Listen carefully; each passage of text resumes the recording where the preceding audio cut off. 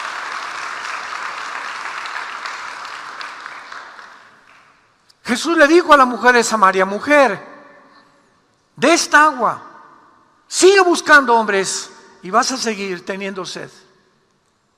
No hay nada en la vida que pueda satisfacer la sed que tenemos de Dios. Dice en Eclesiastés 3:11: Dios puso la eternidad en tu corazón y en mi corazón. Y por eso buscamos cosas que nos llenen en este mundo: mujeres o hombres o fama o aplauso o poder o reconocimiento. El otro día le preguntaban a Bill Gates que cómo era posible que, siendo el multibillonario, millonario, ya no hay forma de decir ni billonario, ni trillonario, ni quinquillinario, porque no hay nadie que tenga más dinero que él. Todas las industrias farmacéuticas son de él, la Organización Mundial de la Salud la controla él, las Naciones Unidas la están controlando también ellos. Increíble. Le preguntaron: ¿qué? ¿Por qué? ¿Por qué? O sea, ¿por qué haces lo que haces? ¿Y saben lo que contestó? Es que ahora quiero poder. Poder. Entonces imagínate que están estos hombres así con el mundo, como reyes, y los presidentes están todos completamente controlados, la mayoría, por una élite de multimillonarios que existe, y ven al mundo. ¿Y cuál es la ambición del mundo? Alejandro el Magno, Napoleón Bonaparte, Aníbal, Saddam Hussein, Hitler, Mussolini, José Stalin. Todos los grandes hombres y dictadores de la historia han tenido todo lo que quieren de dinero, pero lo que ellos quieren es poder. ¿Poder de qué? Poder de controlar más a los seres humanos. Sentirse que son dioses y que tienen el control de las naciones o el control de sus imperios, como el rey Nabucodonosor en el libro de Daniel. No les basta ya el dinero, ahora quieren poder, y por eso hacen las cosas que están haciendo actualmente. Ahora veamos a continuación lo absurdo, lo irracional que es la vida sin Dios. En la física hay una ley que se llama la ley de la entropía. Todos ustedes que son físicos, matemáticos, o que están en la física cuántica, o que son estudiantes de matemáticas, ¿verdad?, conocen una ley que es inexorable, que es algo que es continua, que se llama la ley de la entropía. Me quiero explicar esto para que entiendan lo que voy a leer en la Biblia, que se adelantó 2000 años a lo que descubrieron entrópicamente los físicos matemáticos. Esta ley de la entropía está establecida en la segunda ley de la termodinámica. La física está gobernada principalmente por dos leyes inexorables y que no cambian y que gobiernan el universo: la primera y la segunda ley de la termodinámica. La segunda ley de la termodinámica establece lo siguiente: todo el universo, todo, galaxias, planetas, estrellas, la vida humana, aquí las plantas, todo tiene un deterioro continuo. Todo se está oxidando, todo se está echando a perder, y esto es lo que se llama la ley de la entropía. Tú tienes un refrigerador porque tienes alimentos que, si los dejas afuera, se echan a perder. Tu casa la tienes que pintar en determinado tiempo porque las paredes las tienes que pintar, al carro hay que darle mantenimiento. Todo absolutamente está en un proceso de envejecimiento. Se llama la ley de la entropía.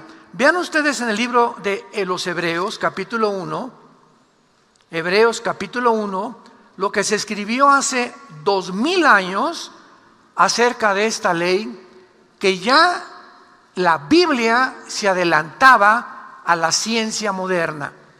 Dice Hebreos capítulo 1, versículo 10 al 12: Y tú, oh Señor, en el principio fundaste la tierra, y los cielos son obra de tus manos. Ellos, escucha, perecerán, mas tú permaneces. Todos ellos envejecerán como una vestidura, como un vestido los envolverás y serán mudados, pero tú eres el mismo y tus años no acabarán. el escritor de Hebreos, ¿quién le reveló que en el universo existía el proceso de la entropía? Cuando escribió, todo se va a envejecer y todo se va a acabar. Pero tú, Señor, eres el mismo ayer, hoy y por los siglos. La ciencia nos dice actualmente lo que la Biblia hace 2000 años que escribió Hebreos, lo confirma, que los cuerpos de las estrellas, las galaxias están expandiéndose, el Sol está perdiendo millones de toneladas más a cada segundo, el Sol, todas las estrellas eventualmente se van a quemar, toda la materia se va a colapsar en estrellas muertas, hoyos negros, pero la Biblia profetiza, después de que esta ley de la entropía deje de funcionar, un mundo mejor. Si fuera realmente y Dios no existe y todo se va a acabar y todo se va a desvanecer, ¿cuál es el propósito de seguir los pasos de la Madre Teresa? ¿Por qué mejor no soy como Hitler? ¿Por qué mejor no soy como Stalin? ¿Por qué mejor no me dedico a robar? El que no tranza no avanza, dice el dicho aquí en Toluca. ¿Para qué le soy fiel a mi esposa si hay mujeres más bonitas y más jóvenes que mi esposa? ¿Por qué voy a dejarme de satisfacer mis caprichos sexuales cuando los puedo tener? Y además tengo mucho dinero y soy millonario y puedo mantener a 2 o 3 muchachas con departamentos. ¿Por qué no lo puedo hacer si tengo el poder y tengo el dinero? Así es como piensan los seres humanos. Porque se creen que cuando ya tienen esto y aquello, y ya tienes 60 años que tengas cara de Godzilla y las muchachas se fijen en ti, crees que eres guapo y ya se fijaron en mí por la feria, hijo.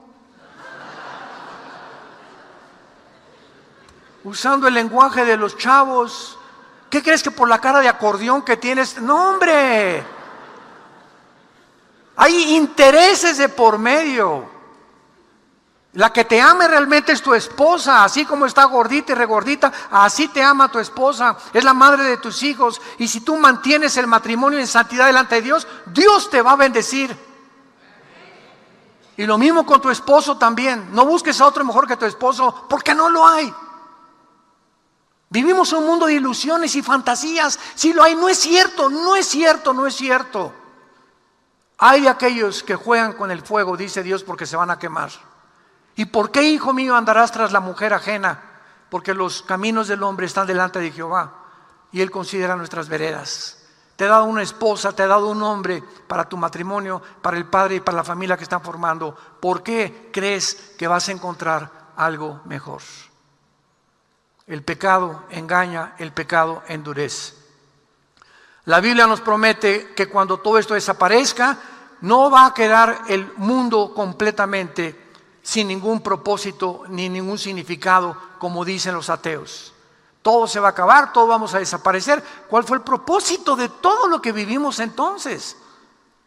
Dice 2 de Pedro capítulo 3, versículo 10, pero el día del Señor vendrá como ladrón en la noche, en el cual los cielos pasarán con grande estruendo y los elementos ardiendo serán deshechos, y la tierra y las obras que hay en ella serán quemadas. Puesto que todas estas cosas han de ser deshechas, ¿cómo no deben ustedes, nos hablan los cristianos, andar en santa y piadosa manera de vivir, esperando y apresurándonos para la venida del día de Dios, en el cual los cielos encendiéndose serán deshechos y los elementos siendo quemados se fundirán? Pero nosotros, ¿verdad?, los que creemos en Dios, esperamos, según sus promesas, cielos nuevos y tierra nueva, en los cuales mora la justicia. Tú, que no crees en Dios, no tienes ninguna esperanza de nada. De nada. Como me dijo un ateo, yo me voy a morir y en el polvo. Una vez, uno de los más grandes cristianos científicos, compra el libro y restrégaselo así en la nariz a tu maestro ateo, Blaise Pascal. Matemático, filósofo francés, cristiano, tuvo un debate con un ateo. Y el ateo le dijo: yo, señor Pascal, no creo en nada. Yo a la hora de la muerte somos polvo y al polvo regresamos, y no hay nada, ni resurrección, ni esperanza, ni nada después de la vida. Y Blaise Pascal, reconocido y sigue siendo como uno de los más grandes matemáticos de toda la historia y físico-matemáticos, le contestó al ateo: bueno, señor ateo, si usted cree en eso, y mi Señor Jesucristo tuvo realmente la razón de que hay una resurrección y vamos a seguir viviendo después de la muerte, ¿qué amolada se va a llevar usted? Porque si usted tiene razón, yo no pierdo nada. Pues si usted tiene razón, nos vamos al polvo, no perdí nada. Pero si Jesucristo tiene razón, usted acabará en el infierno. Así que prefiero seguir a Jesús. Esa es, y se llama lógica elemental. O sea, salimos ganando. Si no es cierto, no perdimos nada. Pero si es cierto, qué amolada y qué susto se van a llevar los ateos y los que creyeron que la vida era simplemente vivirla para esta realidad. Ahora, si todo está condenado a la destrucción, entonces, ¿qué importa, verdad, que podamos nosotros tener esperanza? Dice Apocalipsis 21, vi un cielo nuevo y una tierra nueva, porque el primer cielo y la primera tierra pasaron y el mar ya no existía más. Yo, Juan, vi la santa ciudad, la nueva Jerusalén, descender del cielo de Dios, dispuesta como una ataviada esposa para su marido. Y oí una gran voz del cielo que decía: he aquí el tabernáculo de Dios con los hombres, y Él morará con ellos, ellos serán su pueblo, y Dios mismo estará con ellos como su Dios. Enjugará Dios toda lágrima de nuestros ojos. Y ya no habrá muerte, ni habrá más llanto, ni clamor, ni dolor, porque las primeras cosas pasaron. Y el que estaba sentado en el trono dijo: he aquí, yo hago nuevas todas las cosas. Y me dijo: escribe, porque estas palabras son fieles y verdaderas. La palabra de Dios. Esta es la esperanza que tenemos nosotros los cristianos.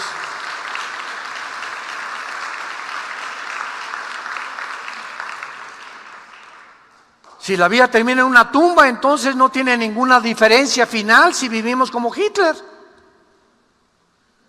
como Stalin, o como la Madre Teresa, o como el apóstol San Pablo.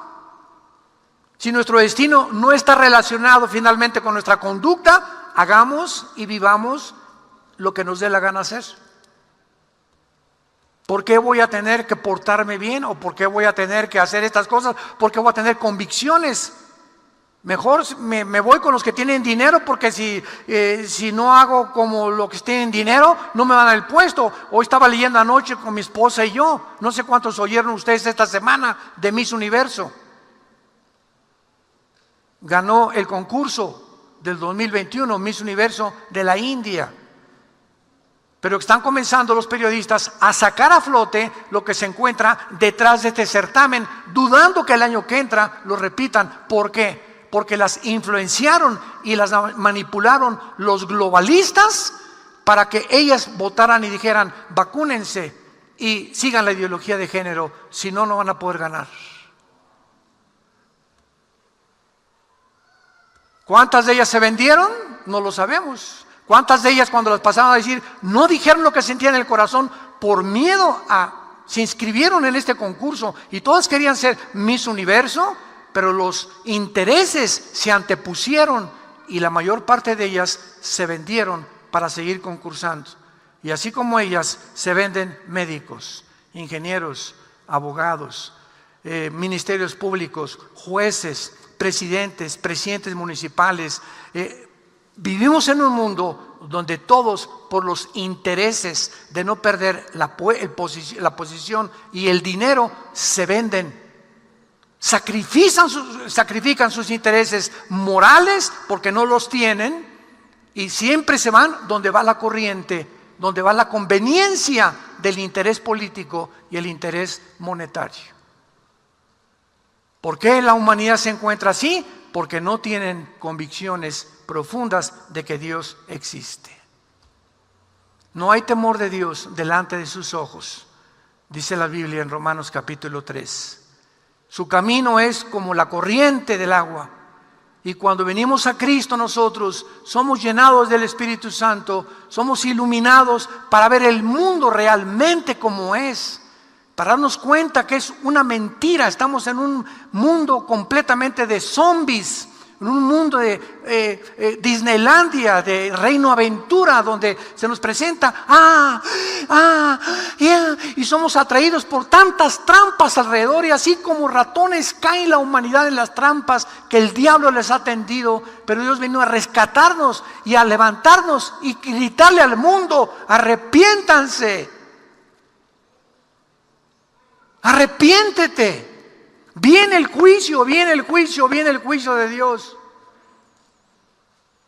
Cuando Pablo llegó a Atenas en Hechos capítulo 17, a los filósofos griegos, conocidos por su cultura y su razonamiento y su filosofía, dice en Hechos 17 el apóstol Pablo, versículo 30, pero Dios, habiendo pasado por alto los tiempos de esta ignorancia, ahora te manda. Escucha, es una orden. Dios te manda en todo lugar que se arrepientan, por cuanto ha establecido un día en el cual juzgará al mundo con justicia. Dios ha establecido un día, damas y caballeros, viene más rápido de lo que te imaginas el día del juicio para ti y para mí. Y ahí ya va a ser demasiado tarde para millones de seres humanos que pasarán eternamente la oscuridad, las tinieblas, el lloro y el crujir de dientes. Ya no habrá ninguna otra oportunidad después de que tú mueras. Dios ha establecido un día del juicio por aquel varón a quien designó dando fe a todos con haberle levantado de los muertos. Cuando Jesús venció la tumba y se levantó hace 2000 años, ahí en la tierra de Galilea, Dios estaba diciendo: ahí está mi hijo, volvió a vivir. Vean el cuerpo deshecho, era un guiñapo humano en la cruz. En la cruz Cristo era un monstruo. Completamente el látigo romano se le enrollaba 3 o 4 veces con puntas de hueso y de fierro, y cuando el soldado jalaba el látigo arrancaba los tejidos subcutáneos del pecho y de la espalda a todos los reos y a todos los convictos a ser crucificados. Las espinas que le penetraron 2 o 3 pulgadas en la cabeza, los clavos en las manos. Cristo era un guiñapo humano. Dice el Salmo Isaías 52, no había buen parecer en él. Nadie hubiera reconocido al Hijo de Dios desbaratado de los golpes de las orejas, de los golpes que le dieron el pretorio romano, la tortura que atravesó. ¿Por qué era un monstruo en la cruz? ¿Por qué lo que hace el pecado nos hace monstruos? El pecado nos convierte en monstruos, nos deforma nuestra vida, nuestros intereses, nuestro amor por la familia, nuestro amor por las convicciones morales, por una buena moral. Es lo que el pecado hace en el ser humano. Y Él vino a dar su vida por ti y a resucitar. Y cuando resucitó Cristo, ahora Dios tiene y te dice: tú ya no eres ignorante. Te he dado la capacidad de escoger entre el bien y entre el mal.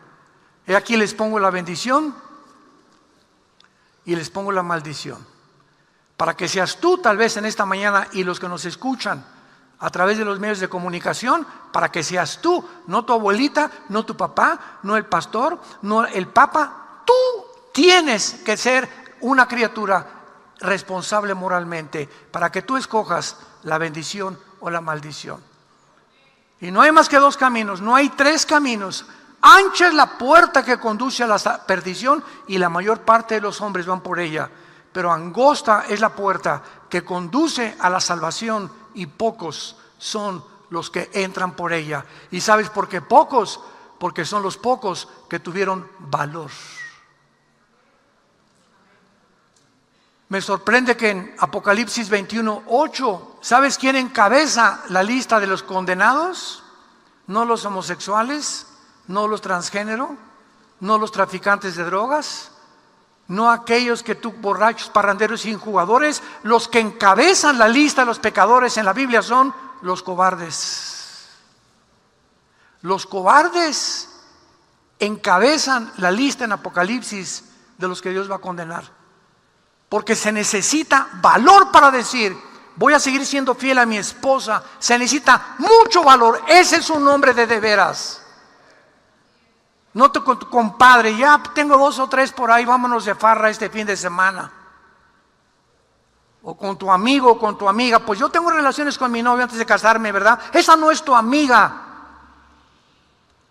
Son evangelistas y son personas que el infierno manda a nuestras vidas para arrastrarnos y convencernos que ahí está la bendición y que ahí está la felicidad.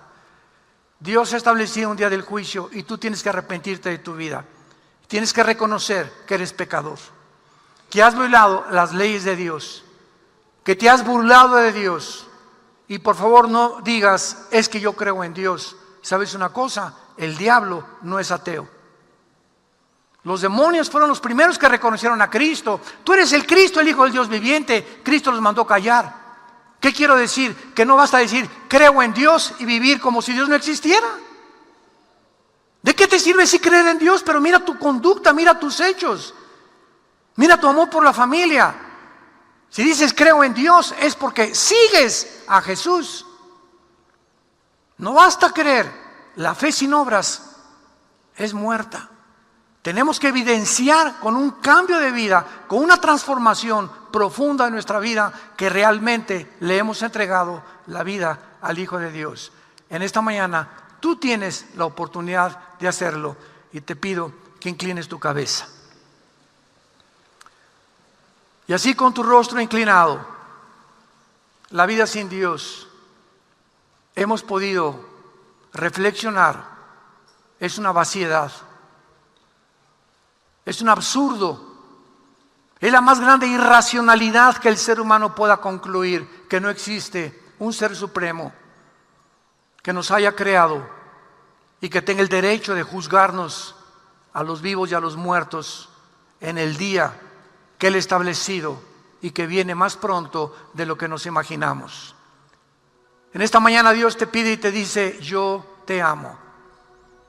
De tal manera Dios amó al mundo que dio a su Hijo unigénito, para que cualquiera de ustedes en esta mañana que en Él crea no se pierda, no seas condenado cuando mueras y te estén esperando los demonios en el momento que mueras y descubras demasiado tarde que creíste una idea falsa, creíste una mentira de que Dios no existía. Pero será demasiado tarde, porque la oportunidad te la da Dios. Hoy es tu decisión. Hoy es el día de tu salvación. ¿Qué tendré que hacer?, me preguntarás, para que en este momento yo estoy seguro, absolutamente segura, de que el día de mi muerte tengo el perdón de mis pecados. Número 1, cree que Jesucristo en la cruz pagó por ellos con su sangre. Número 2, que Él se levantó de los muertos, habiendo sido despedazado en una cruz con un cuerpo glorificado, semejante al de nosotros cuando resucitemos y venga por nosotros. Y si Él resucitó de los muertos, dile que entre a tu corazón, porque crees que Él vive, tú también vivirás. Dile: Señor Jesús, entra a mi vida, perdona mi vida pasada. Reconozco que no tengo el poder para cambiar mi vida. Solo tú, entrando a mi corazón, puedes darme ese poder de vivir para ti los cortos días que me quedan, o la corta vida que me has dado. Gracias por darme la vida eterna en este instante y por perdonar mis pecados y transformarme en la persona